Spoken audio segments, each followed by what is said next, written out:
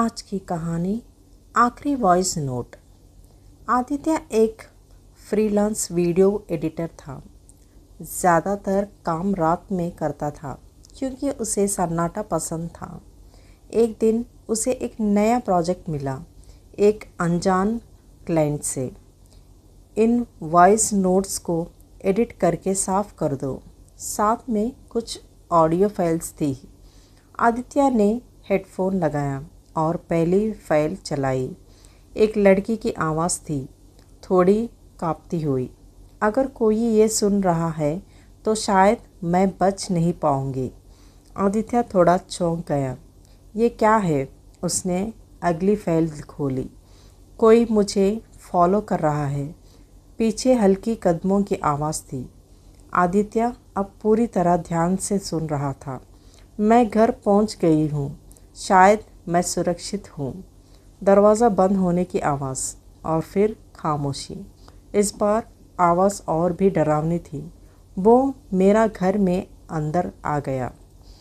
उसका दिल तेज़ धड़कने लगा। उसने आखिरी फाइल खोली। कुछ सेकंड, कुछ नहीं। धीरे धीरे एक फुसफुसाहट, तुम ये सुन रहे हो, है ना? आदित्य ने हेडफोन उतार दिया। उसे लगा जैसे वो आवाज़ सीधे उससे बात कर रही हो। उसने क्लाइंट को मैसेज किया, ये क्या है? अचानक उसके फ़ोन पर एक नया वॉइस नोट आया।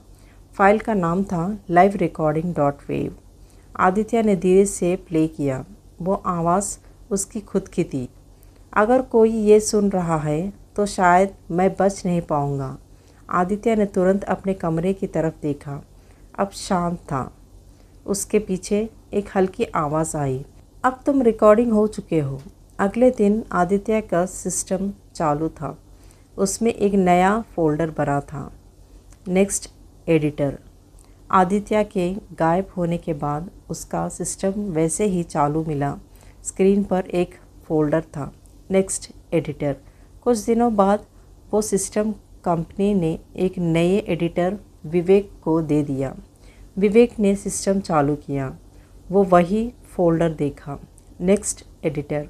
उसने बुदबुदाया। अंदर कई ऑडियो फाइल्स थी। नाम वही थे, वॉइस 1, वॉइस 2, वॉइस 3। विवेक ने प्ले किया। वही लड़की। अगर कोई ये सुन रहा है, ये तो कोई हॉरर प्रोजेक्ट लग रहा है। विवेक हंस पड़ा। जैसे जैसे वो सुनता गया उसका चेहरा गंभीर होता गया। हर फाइल में डर बढ़ता गया। जब उसने आखिरी फाइल चलाई, आवाज़ लड़की की नहीं थी, वो आदित्य की थी। अगर कोई ये सुन रहा है। विवेक पीछे हट गया। ये क्या है? अचानक एक नई फाइल अपने आप बन गई, liverecording2.wav। विवेक ने कांपते हाथों से फाइल खोली। इस बार आवाज़ उसकी खुद की थी। मुझे लग रहा है कोई मुझे देख रहा है।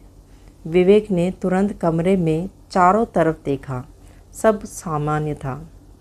हेडफोन में एक और आवाज़ आई, पीछे देखो। विवेक ने धीरे धीरे पीछे मुड़कर देखा। कमरा खाली था। वो हंस पड़ा। मैं पागल हो रहा हूँ। लेकिन उसके कंप्यूटर स्क्रीन पर उसकी कुर्सी के पीछे कोई खड़ा था और स्क्रीन पर लिखा था रिकॉर्डिंग स्टार्टेड। अगली सुबह विवेक का भी कोई पता नहीं चला।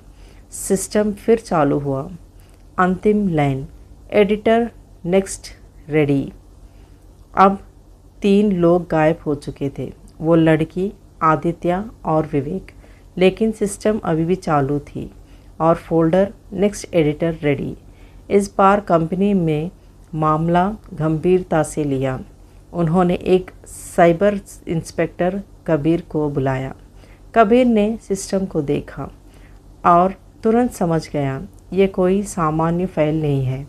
उसने फाइल्स का कोड चेक किया। फाइल्स कहीं से डाउनलोड नहीं हुई थी, वो खुद सिस्टम के अंदर बन रही थी। ये किसकी रिकॉर्डिंग है? कबीर ने सोचा। उसने पहली फाइल प्ले की। वही लड़की, लेकिन इस बार पीछे एक और आवाज़ थी, रिकॉर्डिंग करो। कबीर का चेहरा बदल गया। ये कोई इंसान नहीं। उसने माइक्रोफोन ऑन किया और बोला, कौन है? कुछ सेकंड, कुछ नहीं हुआ। हेडफोन में आवाज़ आई, तुम भी। कबीर ने तुरंत सिस्टम बंद करने की कोशिश की। स्क्रीन फ्यूज़ हो गया और लाइव रिकॉर्डिंग 3 वेव उसने प्ले नहीं करना चाहता था, लेकिन फाइल अपने आप चलने लगी। इस बार आवाज़ सिर्फ उसकी नहीं थी, तीनों की आवाज़ एक साथ थी।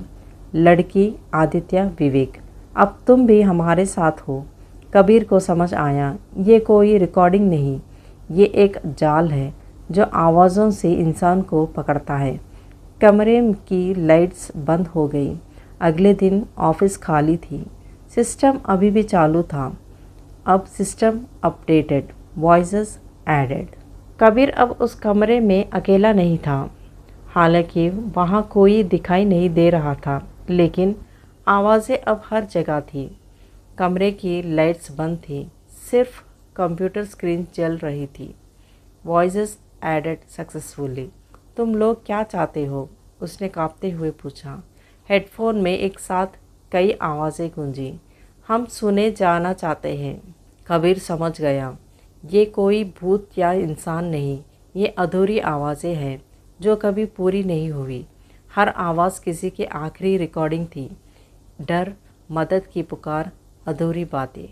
अगर मैं तुम्हें पूरा कर दूं, उसने कहा, तो क्या तुम ख़त्म हो जाओगे? कुछ पल, फिर एक धीमी आवाज़, शायद। कबीर ने माइक्रोफोन ऑन किया। उसने गहरी सांस ली और बोला, अगर कोई ये सुन रहा है तो डरना मत। हर आवाज़ अधूरी नहीं होती, कुछ आवाज़ें बस सुने जाने का इंतज़ार करती है। धीरे धीरे स्क्रीन पर फाइल्स गायब होने लगी। एक एक करके सब आवाज़ें चुप हो गई। कमरे की लाइट्स फिर से जल उठी। कंप्यूटर स्क्रीन खाली थी। कबीर मुस्कुराया, ख़त्म हो गया। लेकिन उसके माइक्रोफोन में एक हल्की सी फुसफुसाहट। अब हमारी कहानी पूरी हो गई। कबीर उस सिस्टम को बंद करके चला गया। सब कुछ सामान्य था, लेकिन एक दिन एक नया पॉडकास्ट क्रिएटर अपने सिस्टम पर रिकॉर्ड करने आया था। उसके ऑडियो में एक हल्की आवाज़ जुड़ गई। अगर कोई ये सुन रहा है, आवाज़ ख़त्म नहीं हुई।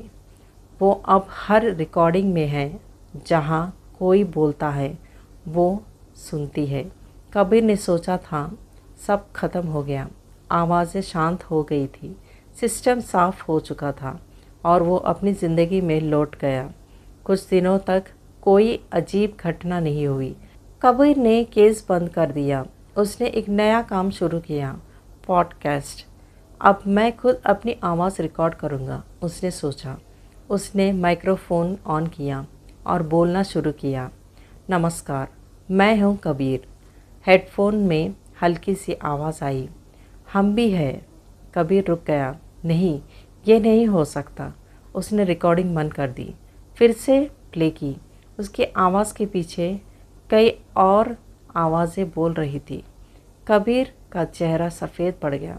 मैंने इन्हें ख़त्म नहीं किया, मैंने इन्हें अपने साथ ले लिया। हेडफोन में आवाज़ आई, तुमने हमें पूरा नहीं किया, तुमने हमें फैलाया। अब हर रिकॉर्डिंग, हर माइक, हर आवाज़ उनका रास्ता बन चुकी थी। मैं इसे रोकूंगा, कबीर चिल्लाया।